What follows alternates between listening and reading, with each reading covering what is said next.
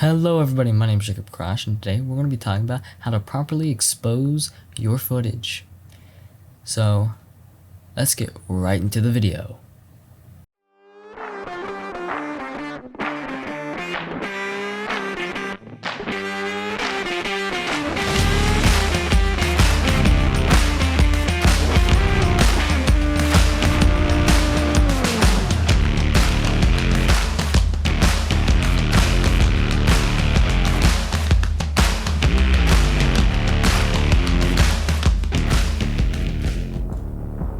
Okay, so there are three main parts of properly exposing your image or your shot. These parts are aperture, shutter speed, and ISO. We're going to go through each one by one, and I'll explain what they do and how to properly set it so you can properly expose your shot. Now, sometimes it differs on what lens you use and things like that. Those are also factors that will come into play here. So just letting you all know that now, so you can make use of what you currently have. And if you're using an iPhone, aperture doesn't matter at all, but I'll get to that in a separate video. So we should start talking about the importance of shutter speed. So let's get over that.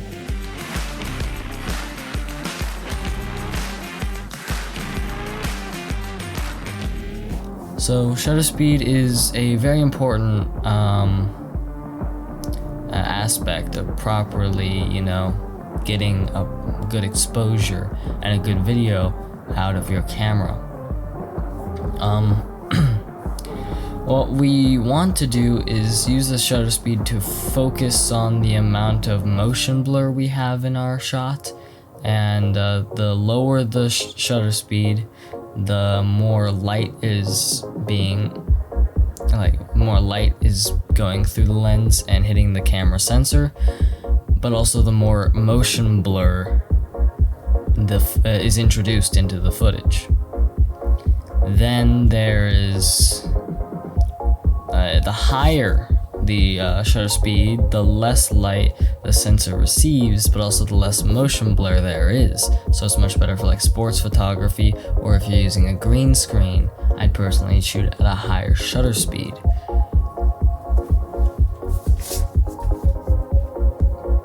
The basic rule of thumb when setting your shutter speed is to use the 180-degree rule, which in simpler terms is pretty much double your frame rate when you set your exposure. Like if we're shooting at 24 frames per second, which is what I'm shooting at, I would have the shutter speed set to 1/50th of a second, which is what my camera can do. Some cameras can do 1/48th, and that is ideal, but if you can't, the 2 points really won't matter that much, so 1/50th also works. If you're shooting at 25 frames per second, let's say you're from Europe or England, also 1/50th of a second. If you're shooting at 30 frames per second, like most people would, like in a normal YouTube setting and not really in a film setting, you'd have it at 1/60th of a second. And then if you're shooting at 60 frames per second, you'd have it at 1/20th of a second. And if your camera can't do 1/20th of a second, you can have it at 1/25th of a second. Or 1/125th of a second. That's a mouthful. But using this rule will give you a very realistic style of motion blur that is most accurate to the human eye, as you can tell right here. It is much more accurate to the human eye when it comes to motion blur. So now let's talk about aperture, which is also very important. Transition. Aperture aperture. Now this is a hard one because many lenses have different apertures. Like my old Canon lens had a variable aperture with its lowest at 28 millimeters being f 3.6 and then 5.6 at 70 millimeters. So it matters if you have a variable aperture lens. I would suggest using a fixed aperture lens. It just tends to look a lot better and it makes life a lot easier. But you gotta work with what you're using. But but I'm currently using a 50mm prime lens with an aperture of f1.4, and the lower the aperture, the more of a blurry background you get, and that is also known as a shallow depth of field. And then the higher your aperture is, the more everything is in focus, the less of a blurry background you get, and that one's called a deep depth of field. Now, the thing with the lower aperture is that it allows a lot more light to go through the lens and hit the camera sensor, but if you use a higher aperture, it does tend to, darken the image, so you'll have to use ISO to bring up the image. ISO is also one of the most important things, but it's also the most finicky thing because it matters what camera you're using. I'm using the Nikon D4, which is a full frame sensor which can handle low light a lot better than most other cameras. Sony cameras are also very good at handling low light, unlike Canon and also the Panasonic's Lumix GH series.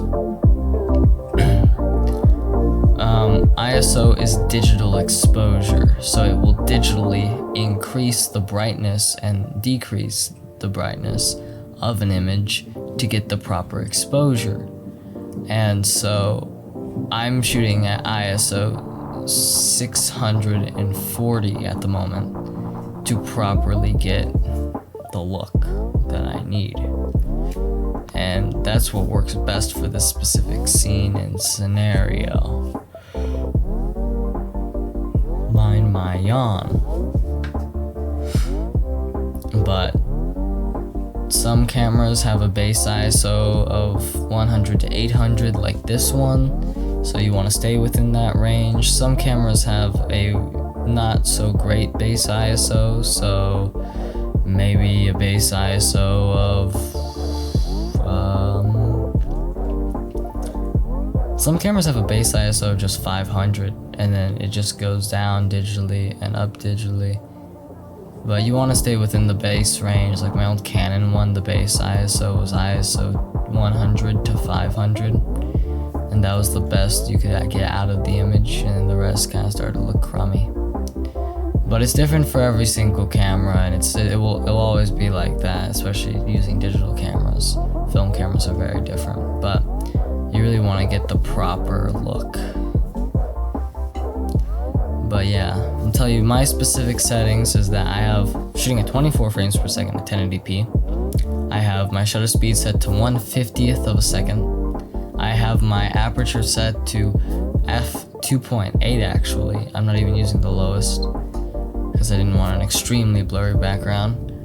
I'm shooting on a 50mm lens, and I'm shooting at ISO 640 to get the best out of my image. And I'm also using a log color profile so I can do color grading later, but I'll get more into that and more detailed in that in a future video. But so yeah, these are the fundamentals of exposing your image. So thank you guys for watching. I hope you enjoyed. I'll see you guys in the next video. Goodbye.